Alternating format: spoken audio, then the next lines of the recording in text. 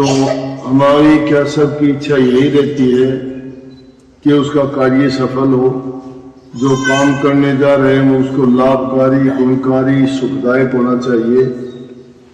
उस चीज को बना के प्राप्त करके जैसी भी चीज हो उसके अनुसार आदमी ने जो मेहनत की है अपने पूर्ण विश्वास और त्याग के साथ बनाई है, तो मालिक से चाहता है कि उसमें सुख समृद्धि खुशहाली बनी रहे। और उसके लिए सबसे उत्तम चीज देखो, अपने अपने तरीके हैं। यज्ञ हवन करना भी बुरा नहीं है। कभी कोई ये सोचता हो हम किसी की आलोचना नहीं करते। यज्ञ करो, हवन करो, पूजा पाठ करो, वेद मंत्रों का उच्चारण करो, जिसमें भी प्रभु का नाम है, प्रभु से आराधना की जाती है। प्रभु का नाम ही हर चीज को पवित्र करने वाला है। धर्म मजहब से कोई भी हो, आदमी का सबका विश्वास तो परमात्मा में ही है ना। सारे रास्ते उसी मंदिर पे जाके रुकते हैं। तो फिर वो अलग अलग रास्तों से जाते रहो, कोई बात नहीं। किसी को भला बुरा, किसी की आलोचना करना या किसी को छोटा बड़ा कहना या किसी भी रूप में किसी को कम या किसी को ज्यादा कहना गलत बात है। अपने अपने तरीके से करो, सही तरीके से करो, जिसमें किसी का बुरा ना हो, अच्छा ही अच्छा हो। और जिस काम को करके हमें खुशी मिलती है वो काम सबसे उत्तम होता है। तो अभी हम भी, मैं ये पहले कोई रीति रिवाज नहीं था मैं बताऊं।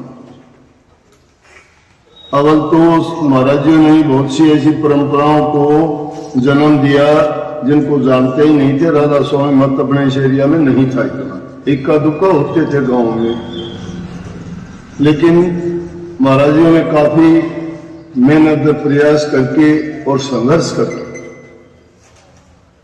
संघर्ष क्यों करना पड़ा कि जब कोई आदमी नया काम करता है आलोचक लोग रास्ता अवरुद्ध कर देते हैं, तरह तरह की भ्रांतियां फैलाते हैं, मन में आते हैं अनाप शनाप बातें बढ़ाते हैं।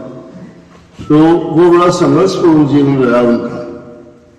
किसी ने कुछ कहा कि ये तो राम का नाम छुटाते हैं, राधा स्वामी नाम तो एक और आदमी का नाम है, वो आगरा में रहते हैं, ये राम का नाम कैसे हो गया। तो काफी ऐसी बातें थी। लेकिन उसमें महाराज जी ने हर प्रकार से दुनियादारी के रीति रिवाजों को बिना तोड़े उनको भी मानते हुए, लोगों की जो मान्यताएं धारणाएं थे उनको भी मानते हुए राधा स्वामी मत को ऐसा एक शुरुआत दे दी कि जिसके कारण अब आप देखते हो घर घर में राधा स्वामी नाम फैला हुआ। उसके बाद जब मेरा नंबर आया, आज 27 साल हो गए, 29 साल होने को है, तो मैंने भी काफी ऐसी परंपरा तो मैंने बिल्कुल ही ये कर दिया कि हम किसी के भी विरोधी नहीं है, किसी के आलोचक नहीं है। अपने तरीके से जो भी करता है करो। हमें अगर कोई बुलाता है हम आदर सम्मान के साथ जाते हैं, अगले का पूरा आदर सम्मान उसको देते हैं। मतलब तो है परमात्मा की भक्ति करना, उसके लिए तो इंसान का जीवन पवित्र होना चाहिए, हृदय शुद्ध होना चाहिए और उसमें गुण अच्छे होने चाहिए। जहां पर प्रभु का गुणगान किया जाता है, कोई धर्म हो, कोई पंथ हो, कोई मजहब। और अगर कोई धर्म पंथ में जुड़ के भी ना गुरु का, ना किसी घाट का, ना किसी का, और उसमें ऐब भरे पड़े हैं, वो सत्संग के लायक होता नहीं है। चाहे किसी धर्म का हो, चाहे राधा स्वामी का हो, बुद्ध हो, जैन हो, ईसाई हो, सिख हो, किसी का नहीं है वो। दुष्टों की कोई जाति नहीं होती, दुष्टों का कोई धर्म नहीं होता, और भक्तों का भी कोई धर्म नहीं होता। उनका एक ही धर्म होता है कि प्रभु के वो सेवक होते हैं, उन्हीं की याद में अपना जीवन गुजारते हैं, उसी में मस्त रहते हैं।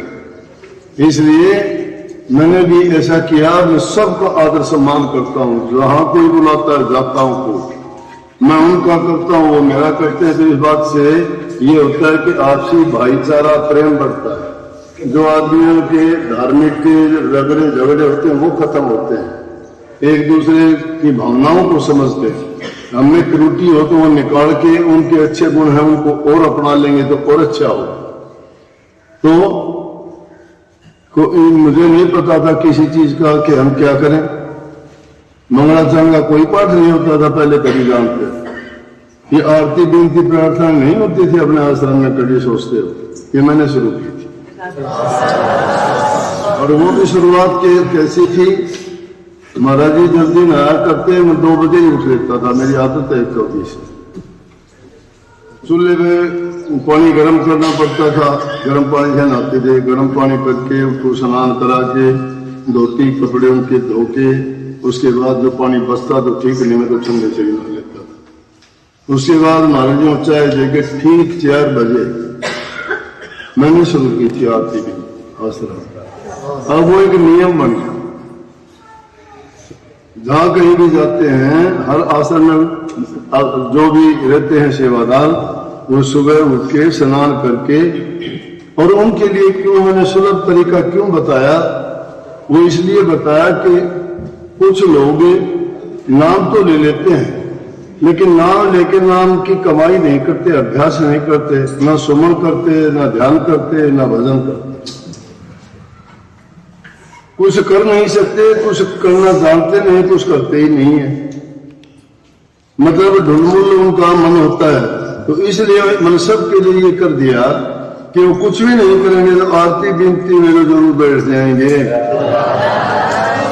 भाई कुछ भी 8 दिन पे तो बस होगा भी चोखा की भी खाने मिल दूंगा ना, तो वो नहीं कर पाते, तो उनके लिए मैंने कर दिया कि वो कम से कम भजन में नहीं बैठते होंगे तो सुबह 8-9 घंटा जो विनती प्रार्थनाएं मालिक की याद में याद करेंगे, तो कुछ तो मन में परिवर्तन होगा, अंदर से साफ होगा, और उनका कुछ ना कुछ भजन बन जाएगा उस बहाने से।